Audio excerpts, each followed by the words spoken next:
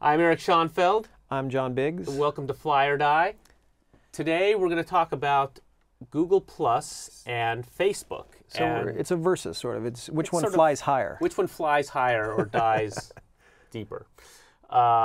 So both Google Plus and Facebook just came out with a bunch of new features.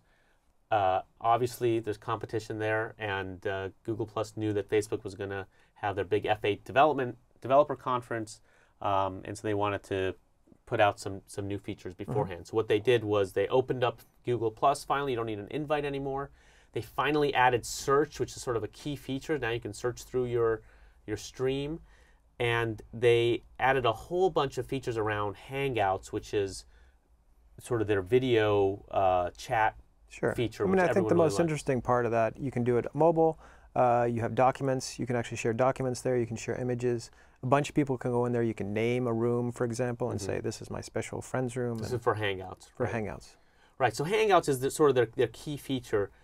I feel, though, that compared to the features and products that Facebook announced, it's just orders of magnitude above what Google did with Google Plus. And it's a little bit unfair because, Google Plus is just at the beginning of its product life cycle, and has a long way to go.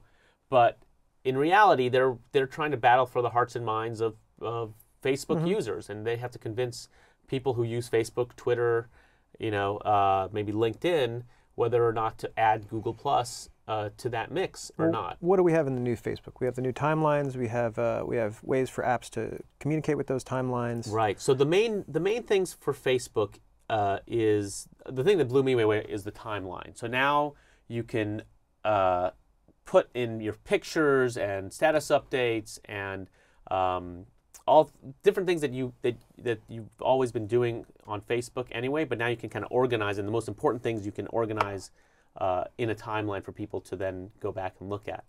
And that in and of itself would be cute and fine, but what makes it really powerful is that apps can also feed into this timeline. So you can imagine a whole array of apps, everything from things like photo sharing apps to things you watch, things you listen to on like Spotify, things you bought. All of those things could feed into your timeline, and then later on you can go back and you kind of have a history, right, of your life. You can kind of browse your life, which is kind of an incredible notion. And so, only Facebook is really in a position to do that. And we compare that to Hangouts. Yeah, Hangouts is great, but I mean, this is it's a feature versus a core change in the system.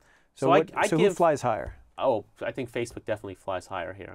I'm very impressed with what they're doing. So I'm gonna give Facebook the fly here.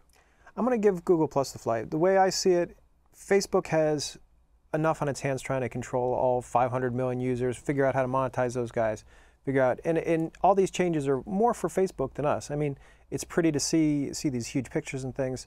It's interesting, but I think the features in Google Plus are more generally useful to a tech audience that I would say that we talk to more than its general audience. So I'm giving Google Plus the plus on this one.